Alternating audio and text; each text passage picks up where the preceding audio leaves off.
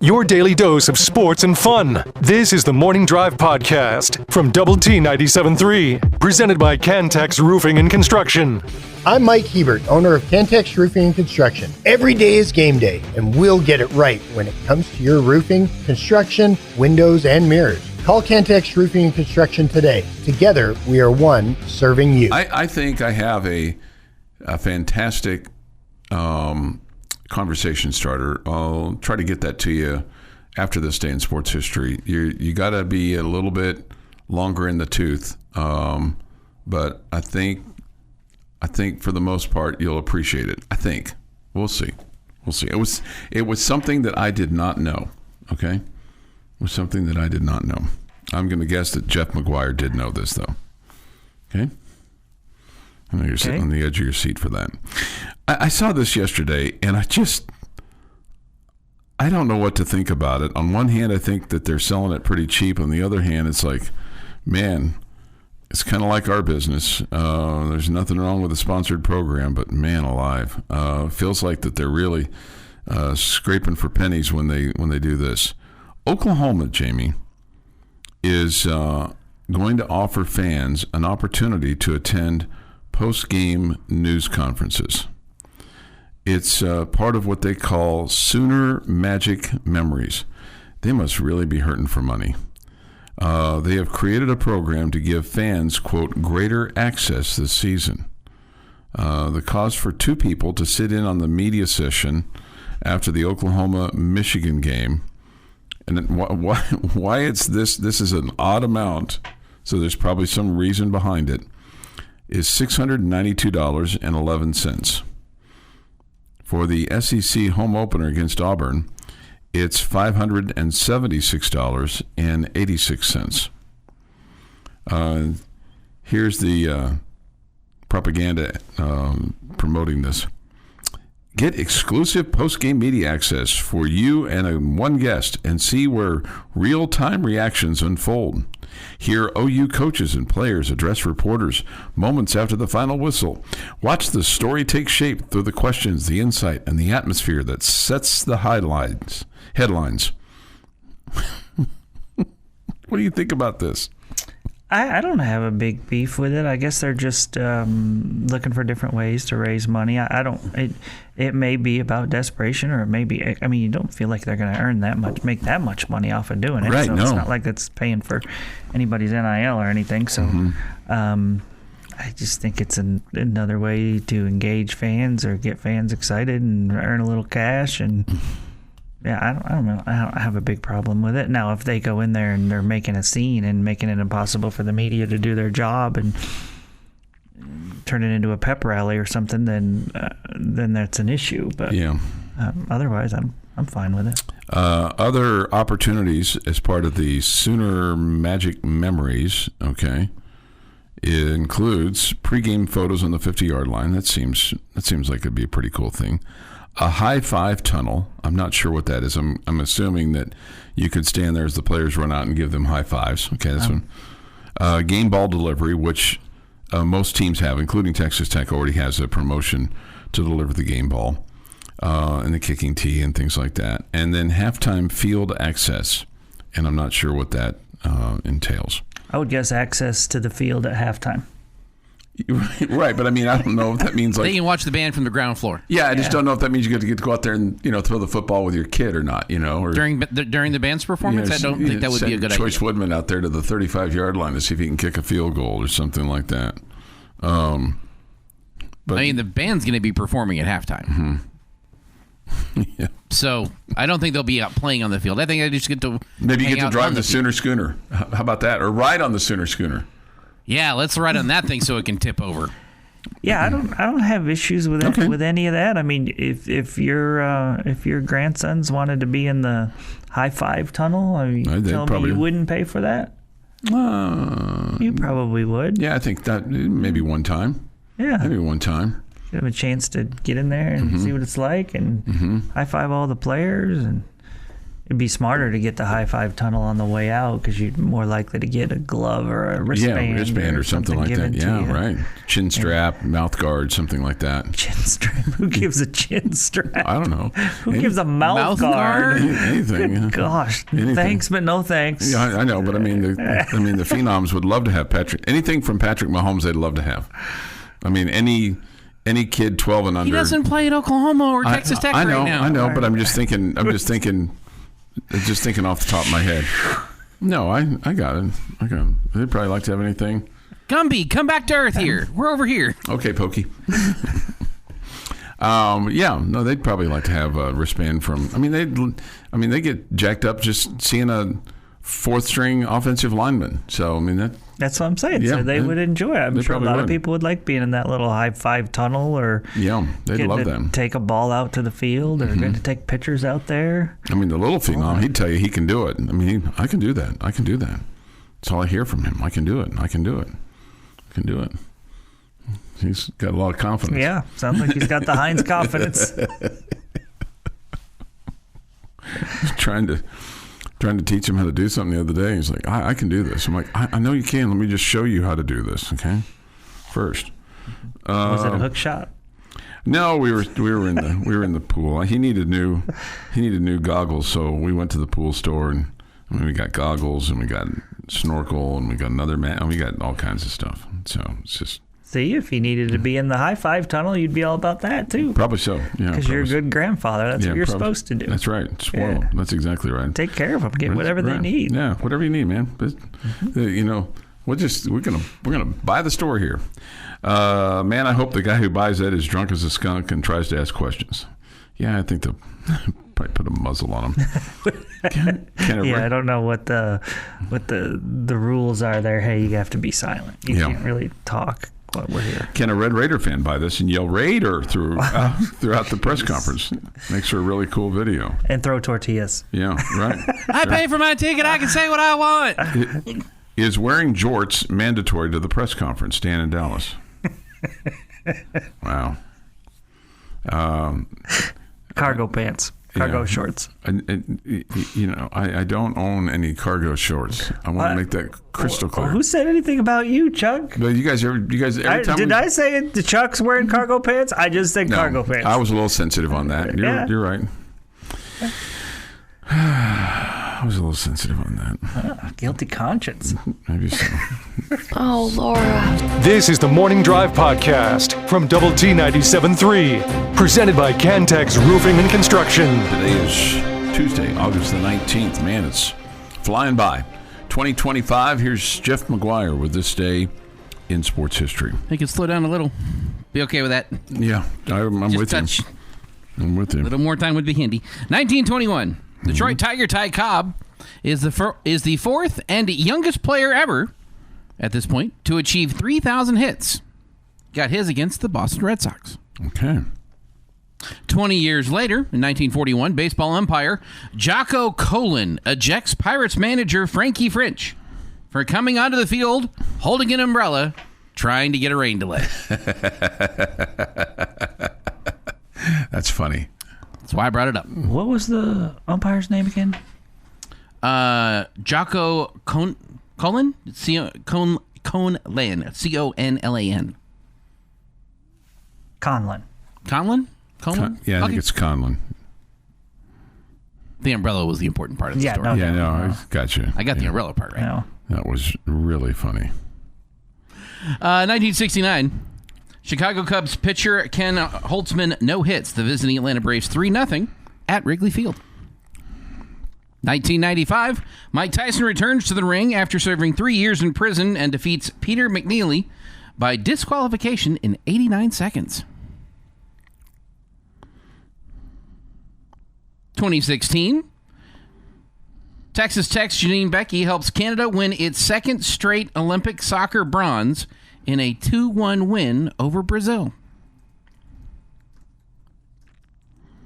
And in 2023, Philadelphia Phillies shortstop Trey Turner hits 2 solo home runs in the same inning in a 12-3 win over the Nationals in Washington. It is National Potato Day. Any kind of potatoes? National Potato Day. Okay. However you would like them made. Okay. I'd call that a good day. Mm-hmm. Big time. Happy birthday to one of our favorites, Andy Ellis, turning 45 today. Wow. John Stamos, who looks 35, is 62. President Bill Clinton, 79. Kirk Cousins, 37. Kirk Herbstreit, 56. Ned Yost is 70. Chuck's favorite, Lon Kruger, 73. And Story Musgrave is 90. Do you know who he is? Astronaut. He's the only astronaut to fly on all 5 shuttles. Yeah. I think he went to space 6 times. That is correct. Cool. And on this day, in 1812, the U.S. Navy frigate Constitution defeats the British frigate Guerriere in its famous engagement off the coast of Nova Scotia. Witnesses claim that the British shot merely bounced off of the Constitution's sides as if the ship were made of iron instead of wood.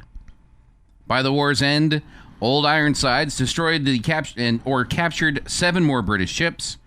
The success of the USS Constitution against the supposedly invincible Royal Navy provided a tremendous boost to morale for the young American Republic. And remember, guys, while she was launched in 1797, the oldest commissioned warship in the U.S. Navy is the USS Constitution. And that is this day in sports history. This day in sports history is 6:49 this morning here on the Morning Drive. All right, do you want my conversation starter? And this, I just gave you a great one about the USS Constitution. How she got her nickname, how she's still floating, okay, still in service. So we can't have another one? Do we need another one? I need all the ones I can get, Jeff. I don't know how much you will. You realize this this is being broadcast to people, right, Jamie? So did you ever watch the show Vegas back in the 70s or 80s? Robert Urich was the star of that show. Remember that show? Okay. You got to watched the remake in the 2000s. There was a lot of talent on that show. Yeah. So Robert Urich drove this T-Bird red convertible. Okay. His name, and it was based on stuff that takes place in Vegas. His name on the show was Dan Tana. Okay. The other day, Friday, a gentleman by the name of Dan Tana passed away. Okay. I did not know this. Dan Tana was a real guy. He was born in Yugoslavia. He was a restaurateur. And that restaurant is still open in West Hollywood. And apparently, even to this day, is infamous for the famous people that go there. And Robert Urich, when he was, an actor, loved the place so much, and Dan Tana so much, that when he got his own TV show, Vegas, he named himself Dan Tana after... Dan is the first name and Tana is the last name? Yeah, after Dan Tana. Okay. I thought that was pretty cool. That's cool. So, you got to talk to somebody probably 60 plus to share that story with. Okay, I got one for you. Okay. Friend sent this to me last night. I thought it was really interesting. Really crazy. All right. Major League Baseball has been around for 147 years. There have been a little over 23,000 players who have played in a professional baseball game. 23,000. So to put that in perspective, MLB's smallest stadium by capacity is Progressive Field at 37,830. Meaning that every player who's ever put on a big league uniform from 1876 to 2023, if they sat in the stands, the stadium would still be only 61% capacity. Wow. Of one stadium. That's pretty cool. Shout out to my guy Danny for hooking me up with that. That's a good nugget. You got to remember all those numbers. You got them in your head? 147 years. 23,000 players. 23,000 players. It would only fill up 61% capacity of the smallest ballpark. Which is Progressive Field in Cleveland. I would not have guessed that Progressive Field in Cleveland only held 30,000 people. 37. 37. Okay, 37. Wow, we've just dropped all sorts of nuggets today. We have. Oh. We have. We should get a dog around to pick them up. Scoop those things up right quick. Yeah. Let's see. I'm going to guess D'Antana is not on his birth certificate. No, it's not. He's Serbian. That's a long story about someone none of us knew about or possibly cared about. Okay. Again, they're not, sometimes what I think is really going to be fantastic doesn't always work out to be fantastic. Yeah, I just didn't know the show. No, it's okay. Yeah, it's it was a little bit lost on me. Yeah, no, I got you. Yeah, you probably have to be over 60 to remember that show. I remember Frank Tanana. Right, Frank Tanana. Because he was an athlete. He was an athlete. He's a pitcher. Played for the California Angels. He was really good. I mean, that was a really good pitching because Nolan Ryan was on that pitching staff. Yeah, but no relation to D'Antana. Frank Tanana is no relation to Dan Tana. That's correct. Frank Tanana. Wow. Do you think more of our audience knows Frank Tanana or Dan Tana? Frank Tanana. I would hope that people know who Frank Tanana is. Or has listened to the group Bananarama. Right. or has seen. But you weren't certain there was a group No, I was not. Bananarama. I just used that term, quite frequently. Hey, we're just going to go Bananarama. And I didn't realize there was a group called Bananarama. Yeah. I mean, my walking around knowledge is pretty good, but sometimes, sometimes the encyclopedia for me is even a little small. Well, that's kind of like a pop culture kind of one to know Bananarama. So. Yeah. Although it was in your era. I know, right? It's a bad fail on my part. It's a bad fail on my part. Such a cruel summer. Yeah. I guess 80s really was. What would you say your era was? Your decade, was it the 70s? No, I think the 80s is my era. Yeah, I think I graduated from high school in 79, but I think my era of like expanding my knowledge and worldly views on experiences was in the 80s. Your daily dose of sports and fun. This is the Morning Drive Podcast from Double T 97.3, presented by Cantex Roofing and Construction. Here's a question that's really easy to answer. So Quentin Joyner is really out for the season with a knee injury. Yes, apparently so. It's really unfortunate. I'm not sure when this injury occurred in terms of the scrimmage. The nature of it is at least unknown to me. The only thing I've heard, it was a non-contact injury, and that happens from time to time with knees. We've seen it with linemen, quarterbacks, receivers, running backs. Heck, just regular Joes. Sometimes you just step down wrong, or sometimes your foot catches on something, or you stub your toe and there's something happens. But for Quentin Joyner and a running back, it's obviously not ideal because he's going to be out for the season. He'll rehab it. Somebody had asked earlier on the chat line, I don't even know why he'd asked this question. Injured players still get paid. Yes, they still get paid. The one thing I was wondering, Jamie, and maybe 2 years ago or 3 years ago or 5 years ago, this seemed outlandish, but with the way that college football is going, you wonder if this would ever be a case where you have a player that gets injured and a player on a roster somewhere else goes, hey, you guys aren't going to use me. Can you just waive me and I can just go over here to Texas Tech and be a part of their running back room now? Because I'm a talented freshman and I'm not going to get to play, and I'll give you back your money, or Texas Tech will write you a check, or whatever school. It doesn't have to just be Texas Tech. It's kind of like a waiver wire kind of deal. I bet you we're not that far away from it. Super fun. I bet you we're not. Not that far away from it. So the impact of this is you're going to have to adjust. But look, teams of all sizes, professionally and high school and pony league and whatever, you have to adjust for injuries. So you have time to do this over the next couple of weeks, plus the 3 weeks that you have that are your non-conference games, which, I mean, look, we all feel like you got. I don't even know if calling them patsies is fair. I know that they've got people at Arkansas Pine Bluff and Kent State that are on scholarship, but man, I feel like that those games shouldn't ever be in doubt, with the exception of the opening kickoff. Who's going to kick off? That should be the biggest question for those two games, right? Yeah, I guess so. I mean, you feel like you're pretty confident that you're going to win those pretty handily. Yeah.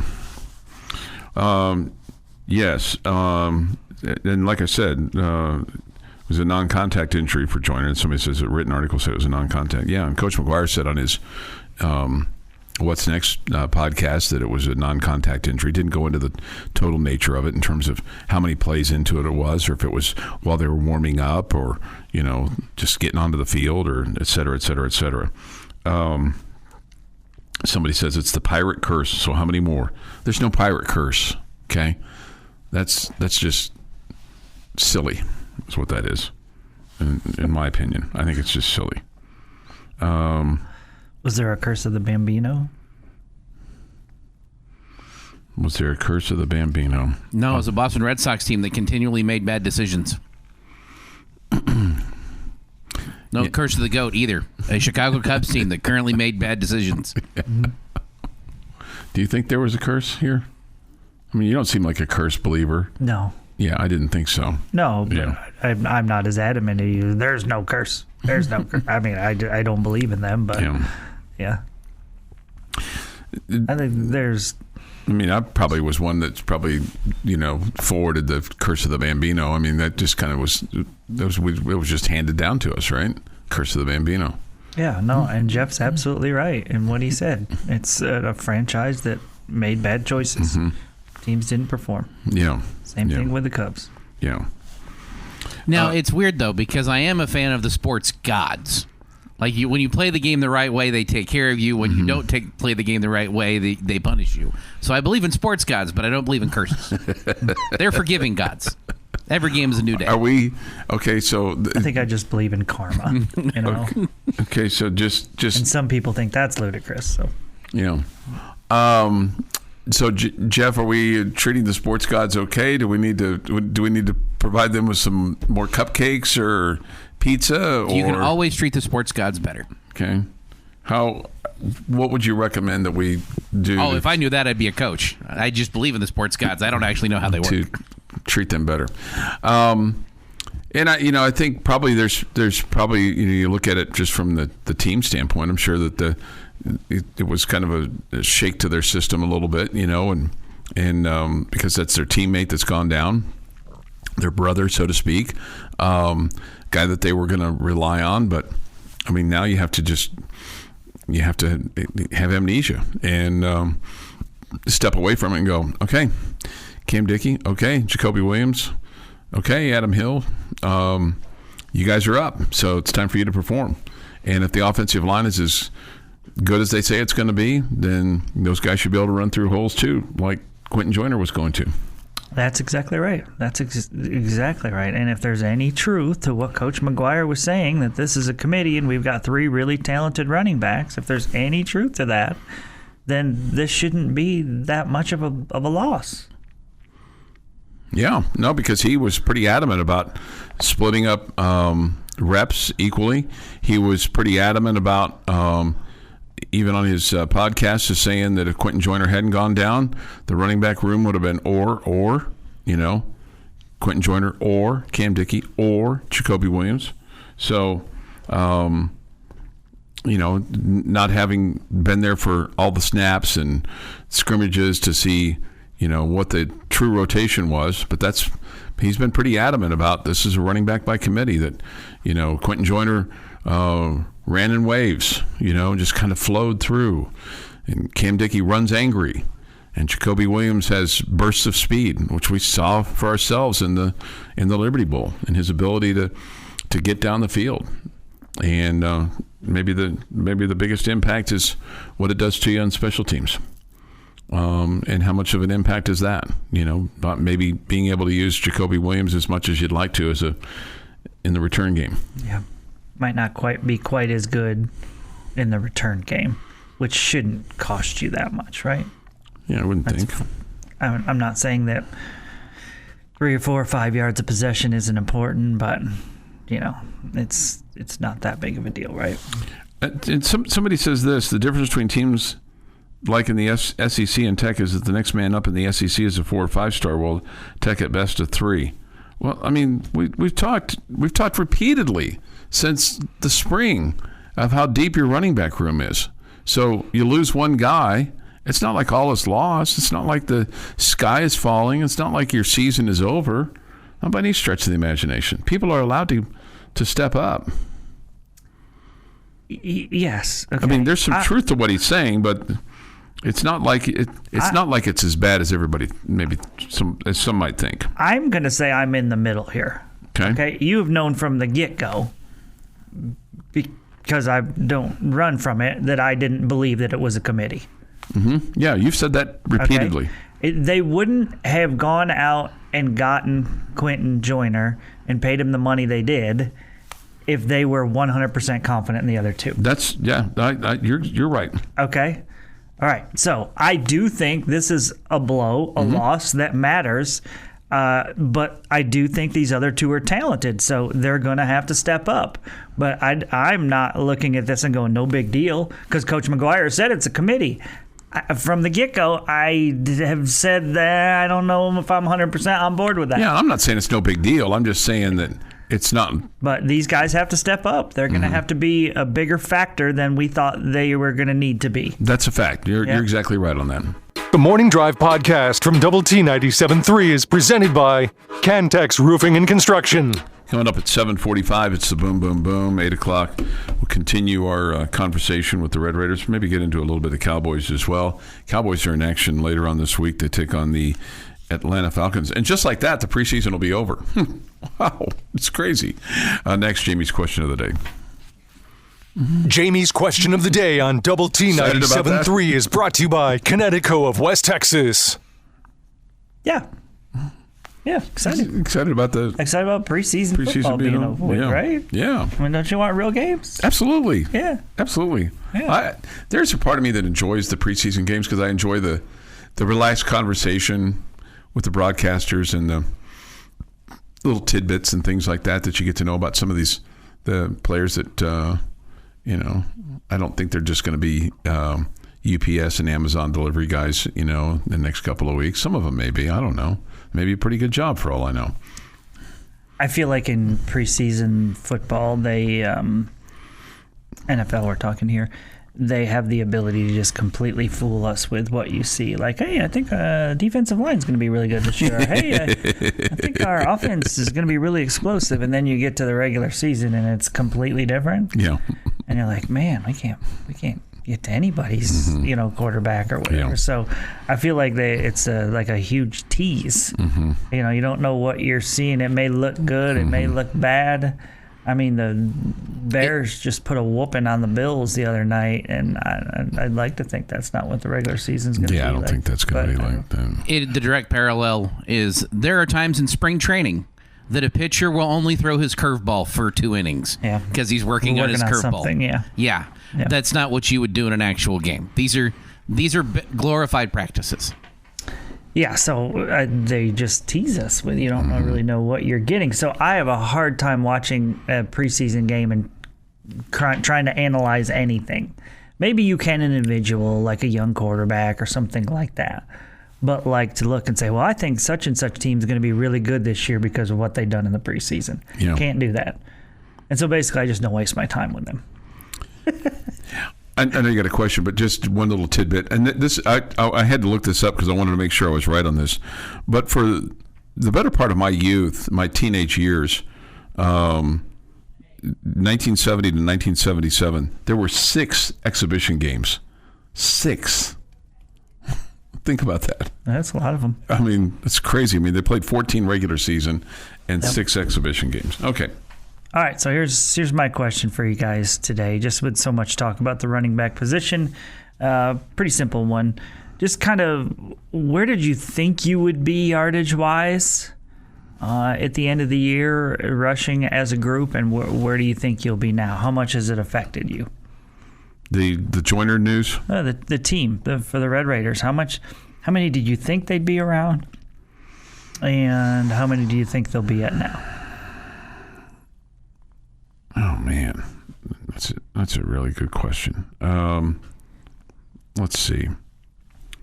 So, I just wanted to get a total. So, last year... Oh, that's the wrong Last year you rushed for...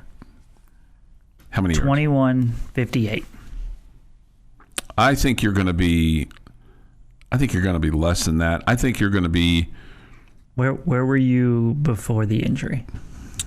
Okay, so before the injury, I still thought you would throw the ball more than you were going to. I still thought it was going to be 70-30 or 65-35. I think it's going to be more throwing the ball. I think your offense is going to change as a result of this. So because your passing yardage was 38.57 last year, and your rushing, like you said, was 21.58. I think you're going to be around 1,700 in rushing. So before I would have said 1,700. Now I'll say about 1,500. So I think you're going to lose a couple hundred yards. I think as a result of this injury, you're going to have more passes out of the backfield to either to Dickey or to Williams, and I think you're going to see your receivers employed more, and I think it's going to cost you a couple hundred yards. The Joyner injury. Before, I would have said around 1,800, 1,900 yards, 1,850 kind of ballpark. I think you're around 1,500, 1,550 kind of range. So like about a 300. Yeah, about a 300-yard drop. Figured. Yeah, I think we're all pretty much on the same page here. I thought you would be a couple hundred, 300 less than you were last year. Mm-hmm. Okay, and I don't disagree with anything you just said there, Chuck, about using your running backs a little bit differently. I don't think I would go as far as to say that the offense is going to change, but I do think you're going to use those backs differently than maybe you would have with Quentin Joyner. Mm-hmm. So I don't think you're going to run away from. That's the wrong term to use right now.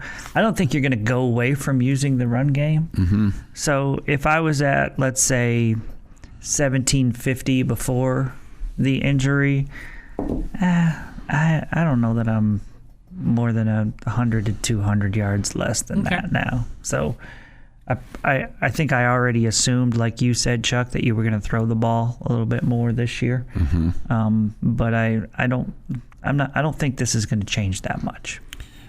Okay, so the biggest difference this year being, obviously, we're not trying to break the all-time record at Texas Tech. Exactly. That has more effect than the Joyner injury. Yeah, and plus, also, he was one of your most talented players. He was, yeah. He was your lead dog, and it worked. So it's not as if you were forcing him to, carry the ball and you weren't getting anywhere with him. Mm-hmm. Right. He was really good. Working. He was really good in the NFL last night. Yes, okay, so there's a reason why you kept giving him the ball. You rushed the ball 47% of the time last year. The other thing too last year is you had a quarterback that wasn't 100%. So that hampered your offense. Mm-hmm. And your ability to. So you had a total of 1,010 plays between running the ball and throwing the ball. You had 474 attempts, 536 passing attempts. So, 47% of the time you rush the football. I think you're probably going to be around 35% of the time this time. Oh, that's a dramatic difference. Yeah, that's big. That's a big difference.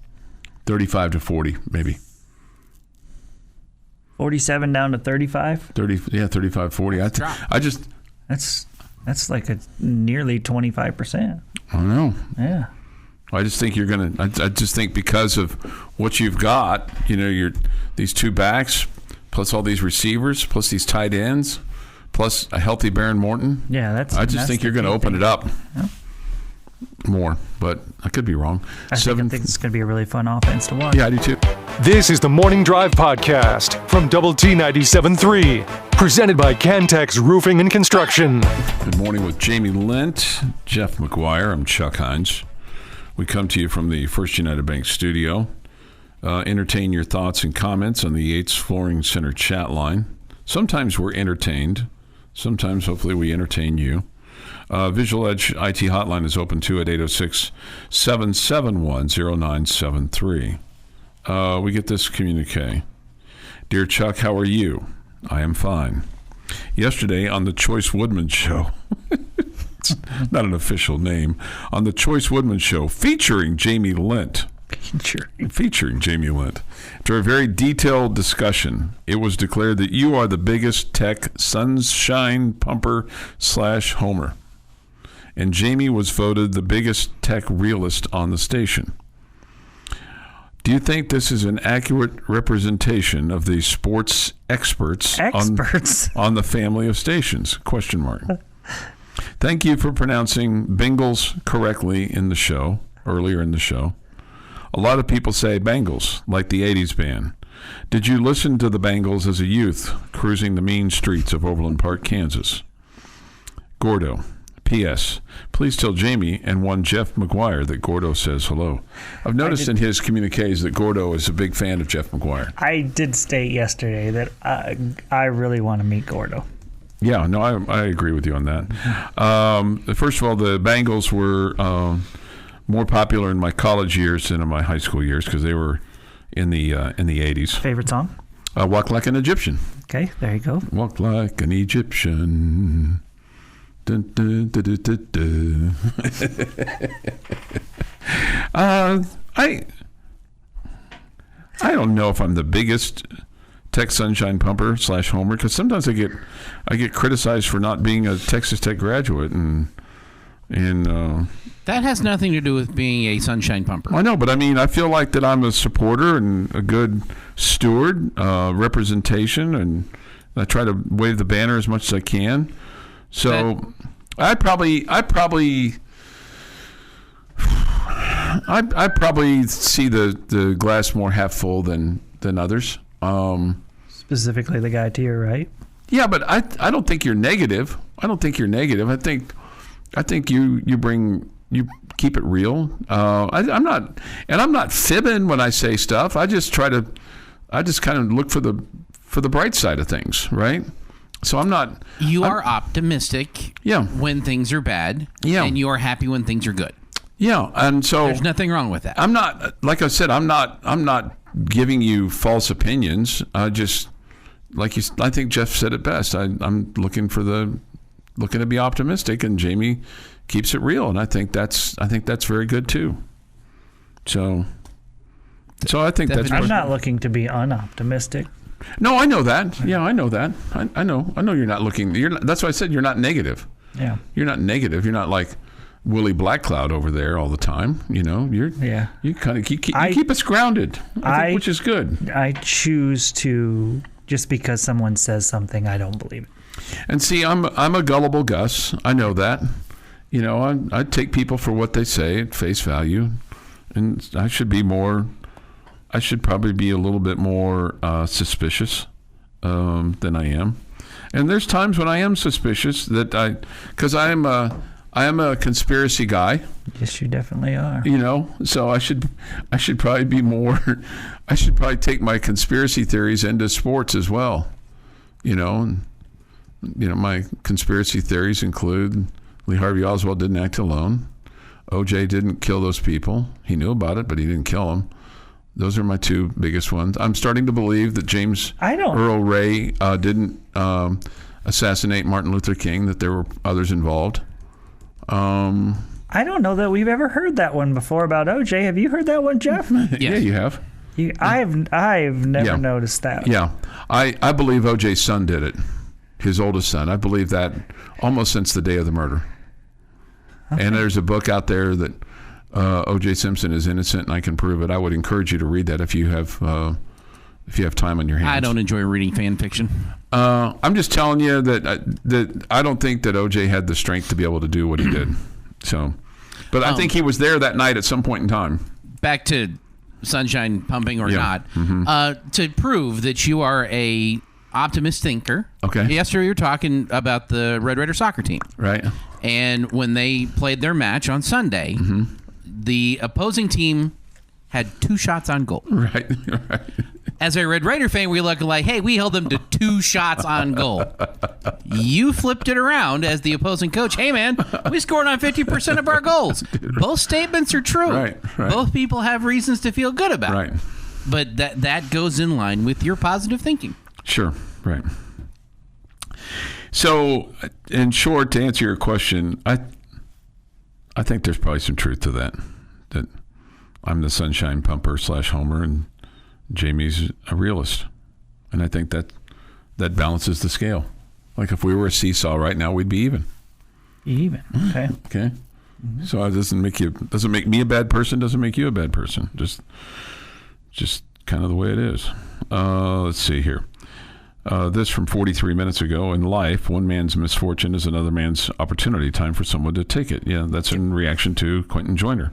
Yeah, and this, I'm sure Jacoby Williams and Cam Dickey and Adam Hill are bummed that their teammate and the guy that they probably spent a lot of time with Absolutely. over the last few months since he's been on campus. So, so they've gotten to be good friends. I'm sure that they're bummed for their teammate. Sure. At the same time, they're also excited for their opportunities, and I think that's completely fair. This McGuire has to live up, not Jeff, but Coach Joey McGuire has to live up to the committee talk now. Maybe so. So let's hope he was dead on. Yeah, let's hope he was dead on. Yeah. This, give me a season without a key injury and I'll believe otherwise. I think there's always going to be, like I said, I think you can look at a lot of teams, and go, okay, they had this injury and they overcame it. Sometimes you have to take the bitter with the sweet. You got to make lemonade out of the lemon. Yeah, that's why depth is important. Yeah. Let's see here. I've disagreed with Jeff and Jamie for not buying Joey's committee talk after seeing clips and hearing from people at practice how impressive Jacoby especially has looked. I was saying yesterday before the injury report, we're stupid if it's not a committee. Okay. Now I'd rather it be a 3-man committee than 2, and we're in big trouble if either guy misses any time now. But Joyner only had 63 carries and 475 yards last season for a reason. But to Jamie's point, if you were that happy with Jacoby Williams and Cam Dickey, then you wouldn't have gone and paid whatever you paid for Quentin Joyner. Probably not. You probably would have spent that money elsewhere. Yeah. So I think it's a good point. This has been the Morning Drive Podcast, presented by Cantex Roofing and Construction. Check out our library of Double T 97.3 podcasts at doublet973.com.